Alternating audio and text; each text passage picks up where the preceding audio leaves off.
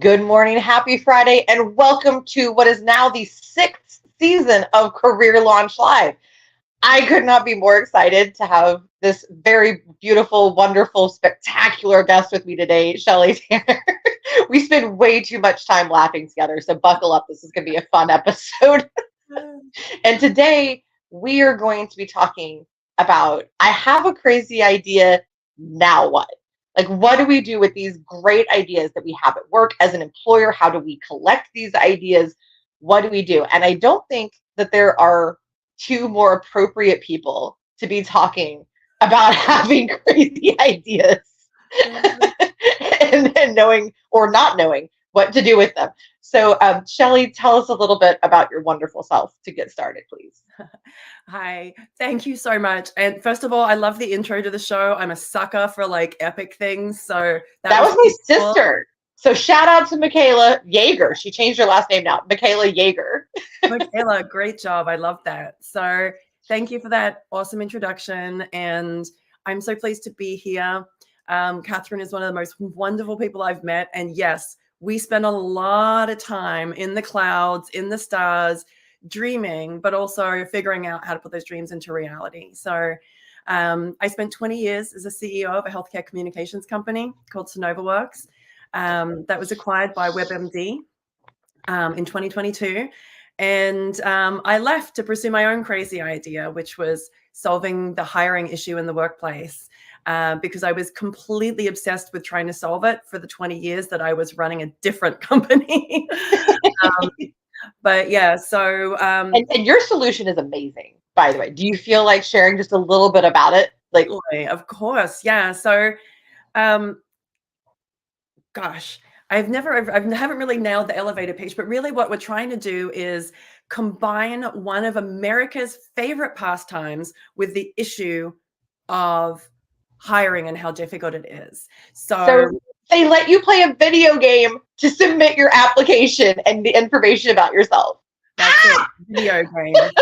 I'm sorry, I got too excited. No, go right ahead. No, video game. So people will be playing a video game. It's going to be coming live on the market in about spring this year. And people are going to play the video game, never have to apply for a job again. That's it. This is your one-stop shop. For the employer, you don't have to look for employees again. You just come to this giant pool of passive talent that you already know what people's talents are. People know what they're good at. They know what their strengths are, what they're naturally talented at, and what that means in the workplace. So that's great. And the game proves it. Like, it helps them prove their skills. It's so flippin' cool, you guys. I think it's amazing. So see, crazy idea that now is going to be a real thing, and it's going to be extraordinary. I can't wait, and especially because, as you and I have talked about, it helps in the neurodiverse community, which, as you know, is kind of my jam.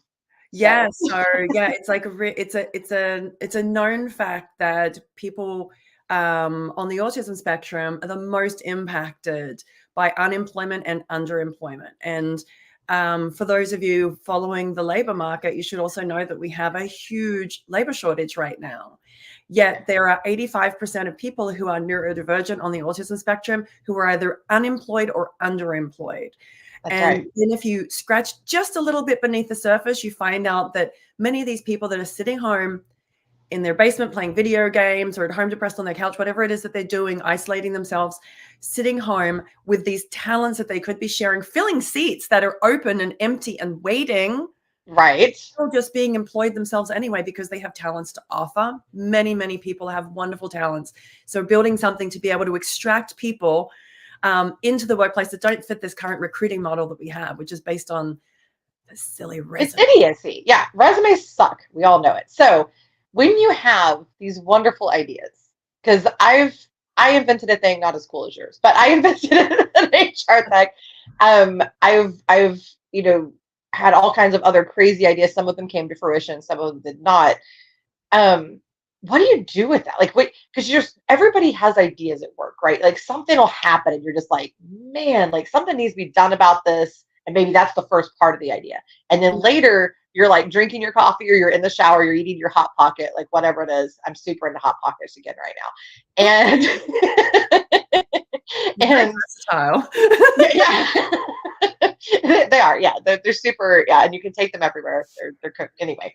I'm not going to get into a diatribe and promote hot pockets. So, but whatever it is that you're doing, and then the idea hits you, right? Like, because that's what happened to me. Like when I came up with the ATS, I knew there was a problem. I knew there was a problem. I knew there was a problem. And then I was driving to the airport, completely sleep deprived at 4:30 in the morning, and poof, the solution came into my brain. And so you never know. And so how do you, so for my first question to you is, how do you manifest this idea into something that could actually turn into a solution? Like, how do you take it from, okay, there's this weird thing in my head that I think could be a thing, and then how do you make it something that you could communicate to other humans? I mean, the first thing, and not to like use buzzwords, but I mean the first thing, I mean, whether it's a big or a small idea, is really like that kind of that market assessment, which is really like, even if it's a small idea, want to change the way you're doing inventory at your company, you do this market assessment, like what's being done now, what's successful, what isn't successful, why isn't it done a different way, and really, starting broad and coming in smaller, like looking at the big scope of things to really sort of get a big picture, and then narrowing down in closer and closer and closer, and looking at all the solutions that are being implemented. If it's a crazy company idea, like who else is doing things out there? And if no one's doing it, why not? Because that's a really important question. Yeah. And sometimes it's as simple, in fact, a lot of times it's as simple as because they've always done it this other way. A lot of times that's what you find when you get down to the reason, but not always. Sometimes there's a for real reason that maybe you didn't know or something like that. So yeah, market research, step el numero uno, whether it's just something to start a new business, anything like that.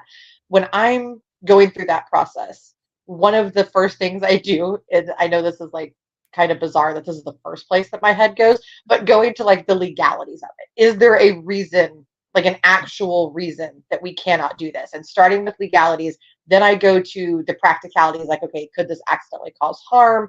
Anything like that. I try to disprove my idea. Okay, now we know it's a safe idea. We know that it's technically possible. Yeah. Now what? Now let's go from there. So that's my process. I'm not saying that's the only way to do it, but that's how I do it. So then you have this idea, you know that it's viable, or at least basically, right? So then I think for me, the next step is kind of testing the market then for like, who else would think this is a good idea? Mm-hmm. Who else would like to do this? And if it's going to make people's jobs easier, usually the answer is everyone that it's actually going to affect. Yeah. So then you've got to do the hard thing and look at the managers. Are they going to want to do this? That type. So how do you deal with that part? And when you're still in the company, it's not your idea. How do you deal with, okay, I got to find some buy-in for this at this organization? Yeah, I think that's a really good question. And I think, it's all like, I think it falls under the purview maybe of like change management or something like that they call this field. But I think a couple of the important things is, one is having compelling reasons why. You know what I mean? Like, why are we doing this? Like the why behind it. And I was really fortunate when I was trained in academia really early in my life, a couple of years ago. I was trained in academia to ask why. I went into a healthcare field, and I was trained always to ask why. Why are we doing it this way? Why are we looking at it this way? Why is this happening? And I think if you can get behind that why and share that why, Simon Sinek said it best: people don't buy what you do, they buy why you do it. So you can communicate your why. People will come along with you, not because they want to do what you want to do. It's because they're doing what they want to do. They're aligned with you. And alongside that, I think there is learning communication skills. And I think it's like sad how poorly we do at communication skills. And people understand that communication is not about the person talking. It's about the person receiving. Well, it's about both. Yes. Well, it's like for the person listening. Like I must know how you listen and communicate in a way that works for you.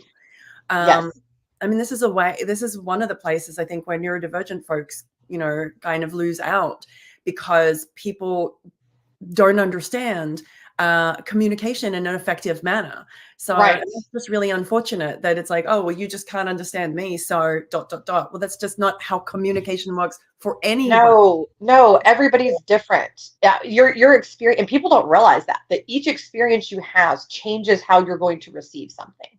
Everything. That's Yeah. why I've got this whole kind of hypothesis right now that there's that I just braked. Dude, this is what happens when you're tired and you don't sleep enough, is that your brain just stops. It happens. So so it's my hypothesis about it is that um basically when you're communicating, the most intimate thing that you can do is not to share something about yourself, but to truly listen and receive from somebody else, because that changes your neural pathways. It Mm. does, and people don't realize that. So yeah, you're giving out information about yourself, and that's vulnerable, and that's wonderful, and it is intimate. But the most intimate thing you can do is, in my mind, is to receive and let somebody actually change you and how you function, which when you really listen to someone and really hear them, that's what happens. Your synapses actually change and different things happen inside of your brain. That to me is very intimate. If I'm going to let you change my brain, Literally got inside my head. Literally. literally, that's right. You have to be so careful, so careful who you actually listen to, right? It's really, But yeah. Sorry. no, you're good. No, it's interesting because there's a guy, Chris Voss. He's like one of the world's top negotiators. He was the chief hostage negotiator for the FBI, and then he went into the business field. And he wrote this fabulous book called Never Split the Difference, which is about how in business we always split the difference. You know, when we're negotiating. But he's like, that's not the way you negotiate. And he has this wonderful book. And the very first chapter in his book is like the very first thing you do when you're negotiating with somebody else is you listen. And there's a whole chapter on listening. And I was like, I mean, it made sense, but I remember being Yeah. like a little surprised when I read that. Like, you just listen, because you Yep. can't negotiate if you don't have all the information. That's right. And the best negotiation I ever had, I figured out, I listened to your point, and I figured out that the only thing that this person had on their mind, they were not looking at the full picture. The only thing they had on their mind was this one aspect. And they were completely missing that they were leaving the most valuable part of the whole thing on the table. And so I got the most because they just weren't paying any attention. They just weren't paying any attention. And so I got the most valuable thing in the whole, and it was awesome. It worked out really super well for me. So and then later they were like, wow, like good job on that one. But It was not what they wanted, right? I mean, that's, you know, what it is. they did technically, yeah. They ended up realizing that I had caught on to something that they had not, but that was not my fault. Yeah. Yeah. But so it's really funny. It's really funny because communication is the thing that people miss. That a lot of times it's how you tell your idea, who you tell it to, that type of thing. And you have to get that buy-in. You have, like you said, you have to have them doing what they want to do. And in the workplace, let me give you all a hint. The number one thing that you can do to get buy-in is tell people you won't have to work as hard. Yeah. If you tell somebody, either A, it's going to get you more money, or like you personally, not the company, because nobody actually cares except for like the owners. Like you personally more money, or it's going to make your job easier. Buy-in right there. Like Yeah. that, because everybody wants to work more efficiently and effectively, if for no reason other than just to have less pressure on themselves. Yeah. So that is the number one thing that you can do, is to Yeah. get that connection. So showing people how it's going to make their lives better. Another great one is customer response. This is going to make things better with the customers, which will all, circle back and make our lives better. Mm. A great example of that, I'm always bragging on my husband on this show, but it's just true. So I was working for a client of mine, and they were going through helping people with their finances and all this kind of thing, and it was a financial consulting type company. And he came up with this whole new system. They had a system in place, came up with a whole new system for getting the people the best information when they onboarded so that they would understand everything, and that would then save you phone calls and all later. So it saved work.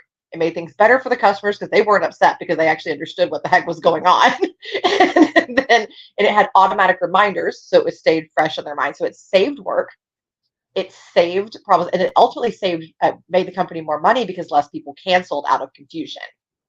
And Nice. he got the buy-in because he walked into the room. I love this. This is the favorite part of the whole thing. He walks into the room and goes, he says, I have a solution. We're going to implement it today, and it's going to save everybody work. It's going to make us more money, and we're not going to have anybody be aggravated by these bad phone calls anymore. You on board? And everybody just looks and goes, okay. Just dramatically bursts in the door and just makes this announcement like right off the bat. Makes total sense. I mean, I remember when I first started in business, I really struggled in sales because in case anyone didn't notice, I'm a bit of an over communicator. So, but what I figured out was, and I'm sure I read this somewhere, I don't take credit for this at all, like figuring out myself, but I figured out if I could pose 3 questions to someone very quickly that they would answer yes to in their mind, yes, yes, yes, I would have their attention. And so I used this sales strategy where I had 3 questions. I'm like, do you need this? Do you want that? And if I gave you this, could I have 15 minutes of your time? And then I would hand them my business card and walk away. Nice. That's slick. Sort of to your point of like, what's in it for the person on the other side, and appealing to that exact person, because who you're communicating to, their motivations may be very different depending upon what their role is, and their own personal situation. So it's not, just a communicating with, Yes. it's not just communicating with people, you know what I mean? So yeah, it's true. Who are you communicating with? And so. No, I think that's genius. Yeah, that quick 1, 2, 3. Yeah, that's an absolutely genius. I have a similar but different approach. So kind of when I'm out there circulating and trying to get people to buy into my idea, the first thing I do is figure out which part of the idea is going to be the thing that zaps them, right? So I do a lot of work with inclusion. So that's an emotional thing, right? And it's a very somehow polarizing thing. Don't get me started on that. So yeah, I don't know. So in Florida, we know about this. Yeah. So anyway, politics, yay. So what I do is I very quickly ask 1 or 2 questions about them that are going to let me know which thing is going to emotionally touch them. That I'm going to hit those heartstrings and I'm going to hit them hard. And then I just make a statement that I know, and I listen. Okay, so you have kids. Okay, I'm going to use the kid angle. I have pre-prepared things to say. That it's almost like when you go into like a system and it's like got pre-prepped answers for you. You select 1 for this, 3 for this, and now this thing happens. That's what it is. I'm like one of those storybooks where you select your own journey. There's all these predetermined destinations, but you get to decide your own journey through this conversation. And that's kind of what I do. I have the pre-selected things, and then I let the information they give me tell me which one's going to work. And then I hit on that. And when you hit on the heartstrings too, then people, it's the cutest thing. You just see them, when you connect with them on something emotional, you see the shoulders lower, their head kind of tilts, and the eyes soften. Yeah. And it becomes less of a work conversation. And now I can talk to you as a human, and we can relate to each other. And then I can really listen and engage. And now it's completely customized from there. From there on, we're outside of the choose your own journey storybook. But having that emotional connection, that's just my way of doing it. There's a million different ways to make that initial hit. But when you're talking about something that's emotional, because I get a lot of people like, how do I get buy-in for DEI, or how do I get buy-in for this HR thing? How do I get buy-in from leadership about this thing to take care of my people in a more effective way? And when it's an emotional topic, you have to make them care about it. Yeah. Right. It has to be something that hits. So I'm curious, because while your technology is just amazing and cool and fun, and I think everybody is going to just be super stoked about it. Unless you hate video games or being happy for some reason. But unless you're one of those people. I'm just kidding. But how do you, because there is an emotional aspect to it, right? So how do you address the emotional buy-in that sometimes you need for certain concepts that aren't just about money, that aren't just about the bottom line, but that are, or practicalities, but that are about integrity and the human elements? That's a really good question. And I think for me, definitely thinking about the audience, but I also get, I guess I get personal. So it's really authentic and people can tell that I really actually care about it. And I know what I'm talking about. So, and I think you can tell like when somebody is really coming from the heart about something, Oh like yeah. it's almost the opposite of what you said about when you give somebody something that motivates them or they feel purpose and they're aligned. Like when you're sharing from the heart, it's almost like your voice like softens, deepens, it falls like into a different place when you're sharing from the heart. And I think people Yeah. receive that in that way. So I know Oh that's yeah. a little woo-woo, but No, but it's true. it's, We are emotionally programmed to receive vulnerability in a very different way, and especially if it's something that touches us. Now, yeah. again, sometimes finding out what's going to get them, what's going to be the right approach can be different. But, and my advice earlier was for quick speed conversations, by the way. So when you're having an intimate conversation with somebody, like your boss or somebody like that, not at a convention, not at a, random, meeting or something, but at an intimate conversation, just be you and just talk about why this matters, and Yeah. give even when you're giving facts, give the emotional element as well. Yeah. Give that, because that connection is so very different. And I think then, the response and curiosity, I talk about that all the time, about, asking the questions and really hearing what somebody's saying. um this is actually a good part of, people ask me, well, what about if they're not responding in curiosity? What if I'm doing it and they're not doing it? The Mm, emotional element will get them, and that calm vulnerability will get them to that place. mm. If it's ever going to happen, that calm, gentle vulnerability will get them to that place that they can't help but just be a human with you and have a conversation and decompress. Because that's what it is, by the way. That strong ego antagonistic response, that's a defense mechanism. A lot of folks don't know that. That's not really an attack, it's a defense. Yeah. They're like, what you're saying is making me feel wrong, and that's scary, and that's bad, and I don't like it.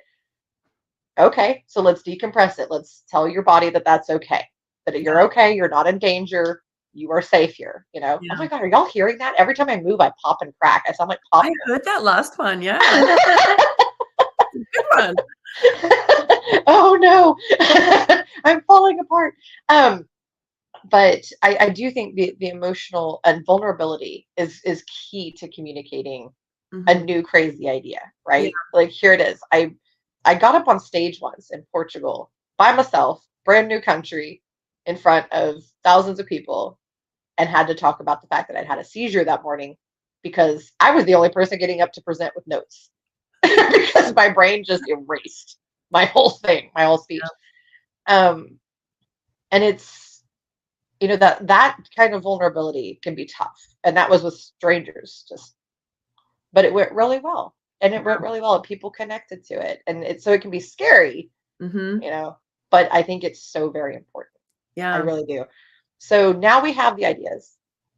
We've gotten them out there. We've shared our ideas. So how in the world should a workplace, or can a workplace, collect these ideas to then actually do something about it? That's a great question. So at Sonova Works, I mean, we had employees that would often give ideas and they may not have been something that could be addressed right away. So in order that people felt heard, to your point that they felt heard, we had something that we called an executive priorities list. And so everything that came in went onto this list. If somebody said, I think that we should have chocolate Fridays. I don't know, or I I think, support this. yes, or I think that we should, whatever, we should add an issue to our journal, or we should do a special issue at the end of the year, or we should have this particular topic, or any idea. And as an executive team, we sat and we looked at all of these things and we prioritized them based on the needs of the company. Also to be able to keep people engaged. So we prioritized them and then we communicated back to people. Hey, See that. and people had access to the whole list, by the way. Everybody had access to see, here are all the things that we're currently trying to address, and here are the things that we're presently looking at right now. We also ran regular town halls. I think we did them like once a month. And everybody That's important. And we used a tool that Google doesn't use anymore, but it's called Jamboard, and you can pop anonymous notes on. And so, you know, people, if they didn't feel comfortable, they could share. Anonymity. Exactly. Yes. We also had Anonymox, which was something like it's another system that people can give you feedback anonymously, because I love that. That was important. And we found that people, you know, I'm like, it's just me, but some people are like, but you're the CEO of the company. I can't tell you. What if you don't like my idea, you know? Yeah. Yeah. And you're like, yeah, I'm fine. It's not going to be like that. But yeah, but people have that from past, again, the past experience. You hear that? There again, the pop, pop, pop. Keep boxing while you talk, right? I'm creating my own beats over here. That's what it is. But we have, I love, first of all, the anonymity is so very important because people have been burned in the past. They do have that anxiety, whatever it is that's going on with them. This may just be the best way for them to communicate. And I've even used for the D&I information collection, I don't use the EEOC and ADA nonsense anymore. I have a completely anonymous system. You can go in there and drop your information. You cannot, but I will never know who does it. All it tells me is these are the types of candidates we're getting. This is who's getting hired and all that. And it's all completely anonymous, which is really, I think, you get a lot more honesty that way. And then you also give people that sense of protection as well. And especially if it's something that you think the company may not want to hear, like we're failing in this area. Like we're doing great over here, guys. Like we got this going, but we're failing over here. I think that anonymity is even more important. So, and I like the visual aspect too. You had it like where people could see it, they could all access it.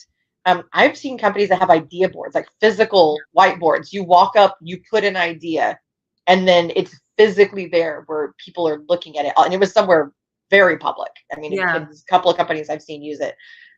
Very, very public. And then you can physically see it and it's present of mind. So it's like, okay, we do need to circle back to this. We do need to do something with this. You know, what do you do? And then let's say you have an idea, and maybe y'all did this, maybe you didn't, but let's say you have an idea and it's been sitting there for a year and a half and it just keeps being at the bottom of the priority list. What do we do with that? Like, ideally speaking, what do we do with that? I think I want to use like a saying that's really crass right now. I don't care. You know, kind of like with some of these things, you kind of go, shit, I got off the pot, you know? Like it doesn't, you know, you don't want to like just keep getting this there's a reason why it's not being done. And sometimes you've just got to clean those things off. But I think it's really important. This word that's come up so often, I'm sure you can appreciate, no pun intended, this, but the number one thing that I hear with employees and dissatisfaction is not being appreciated. So if something gets cycled off and it was somebody's idea and they really cared about that, making sure that they feel appreciated for their idea, and understanding why it's being cycled off. So making sure that they know why, what has gone on, what, you know, and how much you did appreciate that, you know, you did want to try to get to it, but this is what's happening, or this is why we're just not going to do it because whatever, you know. And then it could be any number of reasons. Sometimes there's practical reasons, sometimes it's budget, sometimes it's just we just flat out don't have the time when there's all this other stuff happening. Which leads me to another point. If you have a great idea, if you have that crazy idea that you just want to share and you want to get action on it, raise your hand to help lead that project. That will go a lot better. You have this great idea, and then you look over your shoulder for who's going to do it. You know? Even if it's something that like IT needs to do, just as an example, because that's the most common department that something's handed off to, and you don't feel like you can do anything. Volunteer to help them design the solution, to be the kind of project manager that oversees and touches on it, and then offer to sit there and be there as part of the team. This will be much better received than just, hey, here's some work for you, IT. Merry Christmas. You know, like nobody wants that person. But if you're like, hey, I've completely designed what needs to happen here. I'm willing to help oversee, and I'm willing to be there in case you have any questions, physically or otherwise, available via Zoom, whatever it is. Let's just knock this out real quick. And maybe go to IT ahead of time and say, how long would something like this take? Yeah. So that then you can help them budget and kind of have those discussions. So don't just hand work off to people. Nobody will like you. Nobody will want to do your idea. Just so make sure that you're considering the labor it's going to be, and then come in with solutions for that. And maybe if it does involve somebody in other departments, have them already on board going, yes, I have the time to do this. This is when I can accomplish this. It will not interfere with my other work. There's no reason not to do this. So Yeah. do the legwork too. That Yeah. will also help. Yeah. And I think, sort of, it's interesting sort of getting into these things, like, making decisions going into some of these innovative ideas. I heard recently this concept that I actually hadn't heard before, and it sort of stopped having contemplated a lot, but it's a 70-40 principle. I know, right? So it's like, when making decisions, don't make the decision before you've got more than 40% of the information, but don't collect more than 70% because you'll be missing opportunities. And I was like, yes. wow. I mean, yes. that really deeply touches my perfectionist sensibilities. And I'm not sure that I will go with that, but someone very smart said that. So I had to. No, it's true. I've had to learn that. And I'm with you. I'm like, control and perfect and control and perfect. That's my little neurodiverse brain. Information. Yeah, I need to fix it, but no, and I need to know all the things. But no, that's right. And you need to leave room for flexibility in your thought. And I think that's really what that's about. You can gather all the information, but it's really more about having the flexibility in your brain to change your mind. Yeah. And to receive what other people's feedback is, and for your idea. And that's the last piece of advice I want to leave everybody with on this episode is, when you go into something like this, remember that this is an idea. And ideas are flexible. Ideas can be changed and grown. Solving a problem, right? They're not about what you want to do, right? Yes, exactly. This is about the solution. So make the mission solving the problem, and then your idea is the starting point. Mm-hmm. That is the last piece of advice I want to leave everybody with. Shelley, tell everybody where they can find your wonderful, beautiful self and learn more about your amazing video game application process. Yeah, you can find me, Shelley, Shelley, as you can see here, at haystackhub.com. I'm on LinkedIn. I'm very active on LinkedIn. Feel free to reach out to me. I would love to hear from you. Thanks so much, Catherine, for having me on the show. Thank you so much for joining me. Thank you, everybody. We're in, again, our 6th season. We have some amazing guests coming up, some really cool, fun topics. So stay tuned, same time, same place next week. Be great, everybody, and have a